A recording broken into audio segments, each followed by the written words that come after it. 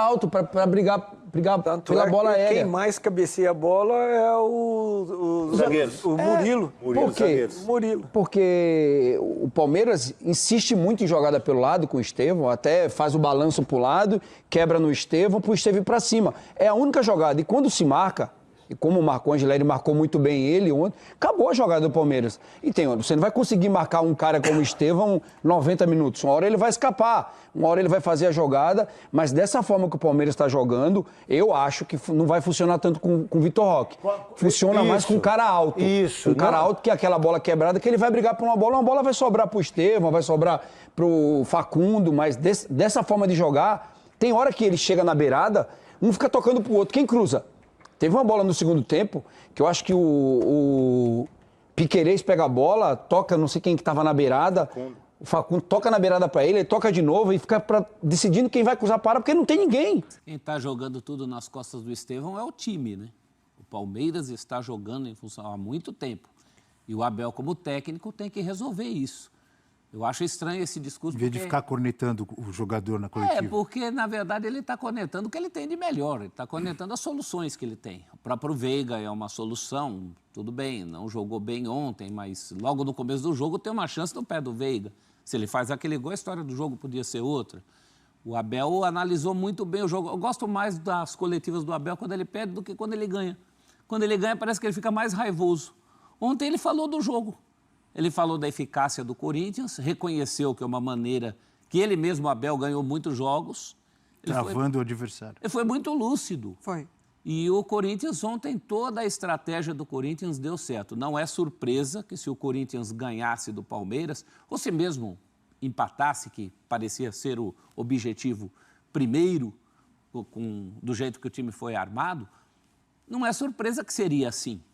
Aliás, o gol do Yuri Alberto, se eu não estiver enganado, foi a primeira finalização a gol do Corinthians. Sim, o Everton não tocou na bola. No alvo, o Corinthians foi muito aquela história de jogar por uma bola, né? Do ponto de vista do ataque. Do ponto de vista da defesa, muito bem. O Corinthians se defendeu sem grandes sustos. Não era aquele jogo da bola que batia e voltava do sufoco. O Corinthians sabia o que fazer com a bola, estava calmo com a bola o tempo inteiro. E o Palmeiras o contrário. Você está falando, obviamente, coletivamente, mas, poxa, acho que é legal destacar Félix Torres, Gustavo Henrique, Mateuzinho, porque a gente vai falar muito hoje do Memphis Depay, que fez a jogada, do Yuri Alberto, que fez mais um gol, do Carrijo, que, como sempre, joga muito. Mas eu já vi tantas críticas, eu mesmo já critiquei aqui o Félix Torres, quando jogou mal.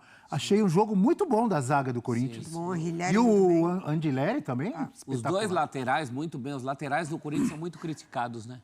E ontem, porque também mais bem protegidos pelo trabalho do Romero e até do Memphis, pelo lado do campo. O Memphis foi muito importante. E na jogada do gol, não adianta, né? O Memphis foi muito criticado essa semana, mas ele fez o diferente. O futebol é um jogo para você surpreender o adversário.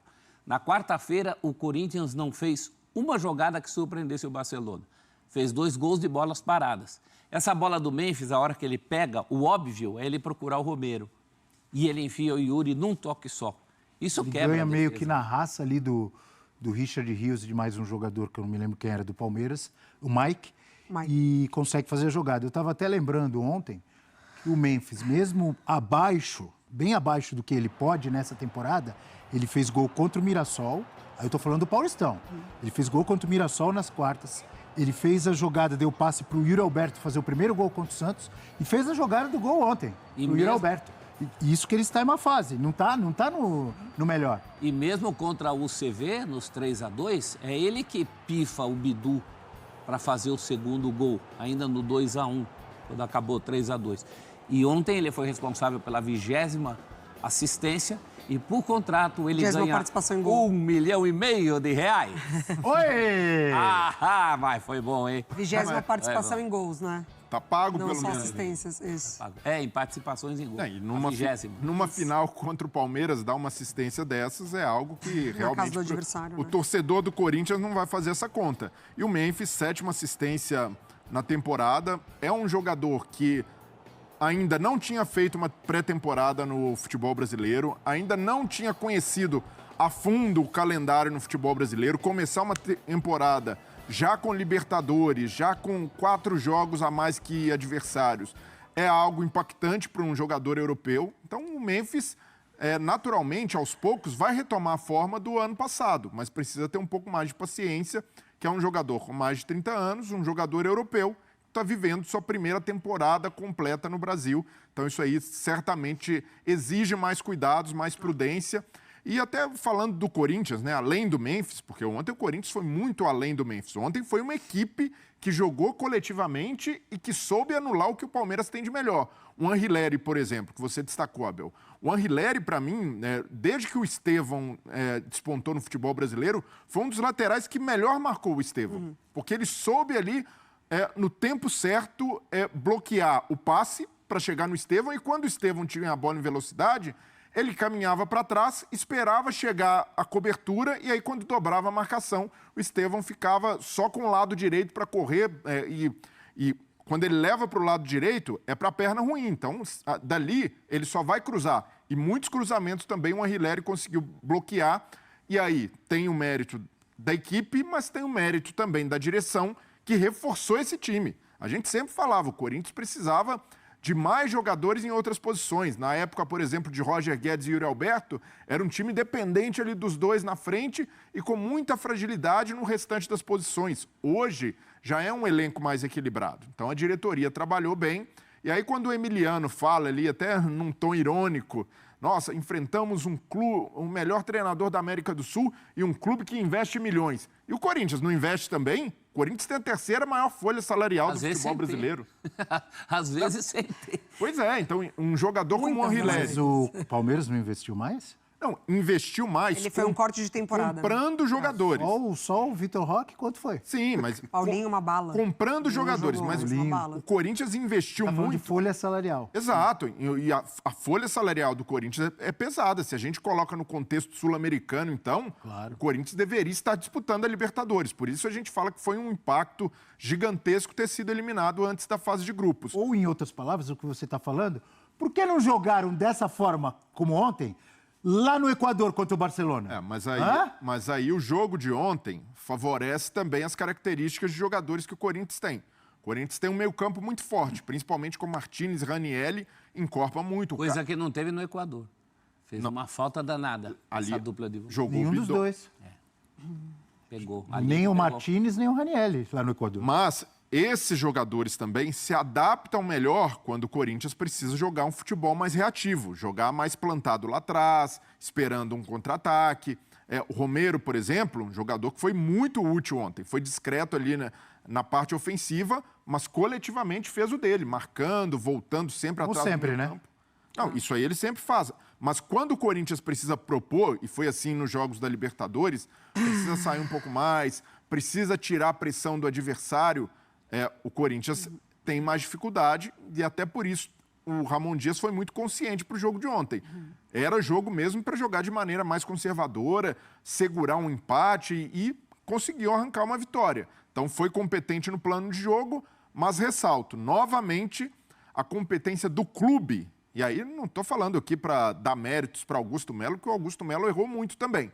Mas o treinador... Se ele acertou, no que ele acertou, a gente pode falar. E aí, não podemos? E aí, principalmente, o departamento de futebol, identificando carências, qualificando o elenco do Corinthians, você tem um time hoje que consegue ter mais opções, dar mais opções para o treinador, que, mesmo sem o Garro.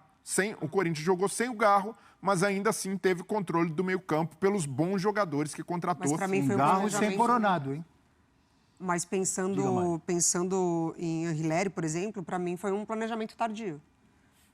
Porque o lateral que chega agora, né, não a ponto de poder disputar a pré-Libertadores, que sobe o nível da lateral do Corinthians, uma carência que já se apresentou há muito tempo, dos dois lados, inclusive, né? Os laterais do Corinthians, eles eram muito definidos ou para atacar e na fase defensiva não era garantia também. Onde ele era o mais completo, né? É o mais completo, exatamente. Então, assim, uma diretoria que negociou mesmo momentos de temporada e nisso ficou a Libertadores para trás, né? já caindo na pré-Libertadores, mas de perspectiva para frente tem Sul-Americana, tem, enfim, possível título de Campeonato Paulista, Brasileiro, Copa do Brasil, e aí pode dar certo de fato. Mas é importante da gente elogiar, mas também pontuar, né? Que se apegou muito ao que aconteceu na reta final da temporada passada. O Breler, na semana passada, pontuou muito bem que o Corinthians aceitou sempre jogar nesse limite da fase ruim para a fase mediana. Nunca, né, há muitas temporadas não projetou muito para frente, então se livrar do rebaixamento ficou muito por conta da arrancada, mas no total foi uma temporada péssima do Corinthians, de muitos erros de diretoria, falas, enfim, muita coisa aconteceu em 2024, então a diretoria poderia ter feito um planejamento em cima da temporada como um todo, e não da arrancada final de Campeonato Brasileiro. E o Angeleri foi o único reforço, né? É isso aí, fiel torcida, tudo bem com vocês? Eu tô chegando com tudo na noite dessa segunda-feira pra falar sobre essa grande vitória, essa primeira vitória, né, da grande decisão do Paulistão. Eu tô muito confiante de que o Corinthians possa ganhar ainda na Neoquímica Arena e dar esse título inédito para o torcedor corintiano que merece e merece muito. Só que assim, o principal assunto desse vídeo aqui é Mercadão da Bola, né, relacionado a possíveis chegadas no Corinthians.